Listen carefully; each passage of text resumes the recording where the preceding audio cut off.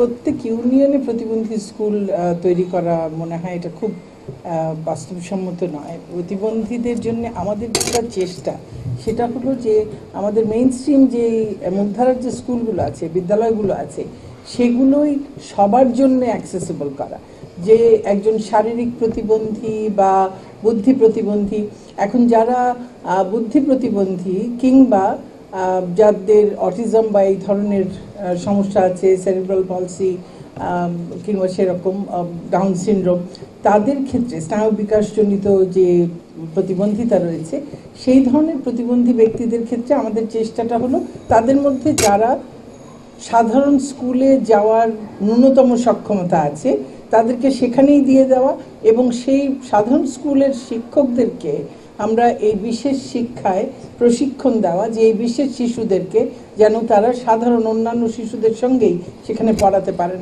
তাতে সাধারণ শিশুরাও কিন্তু এই যে একজন সহমর্মী মানুষ হিসেবে গড়ে ওঠা, যে সমাজে নানান রকম মানুষ থাকে, মানুষের নানান প্রতিবন্ধিতা থাকে, তাদেরকেও সঙ্গে নিয়ে তাদের দিকে সহযোগিতার হাত বাড়িয়ে দিতে শেখা, সেটা একেবারে ছেলেবেলা থেকে শিখবে। তো আর যাদের পক্ষে কোনোভাবেই সাধারণ স্কুলে যাওয়া সম্ভব না, বিশেষ স্কুলটা শুধুমাত্র তাদের জন্যে, তো সেই ক্ষেত্রে সেই বিশেষ স্কুলের জন্যে শিক্ষক তৈরি করা, কেয়ার গিভার তৈরি করা, এটা কিন্তু খুব সহজ কাজ নয়। কারণ প্রতি ইউনিয়নে এই ধরনের বিশেষ স্কুল তৈরি করা এটা বেশ দুঃসাধ্য একটা ব্যাপার হবে। আমাদের এখন বিশেষ স্কুল অনেকগুলো তৈরি হয়েছে এবং কিছুটা আমাদের তো একটু আছি, আমরা হুজুগে জাতি, আমরা যখন একটা কিছু করি সবাই মিলে করতে শুরু করি।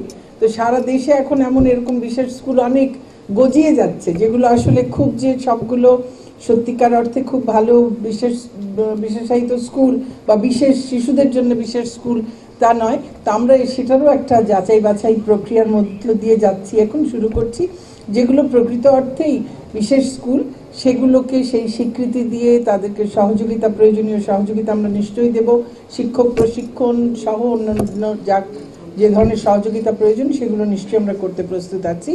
কিন্তু আমাদের চেষ্টাটা থাকতে হবে যে সাধারণ বিদ্যালয়ে যতদূর সম্ভব আমাদের বিশেষ শিশুদেরকে আমরা যেন নিয়ে যেতে পারি।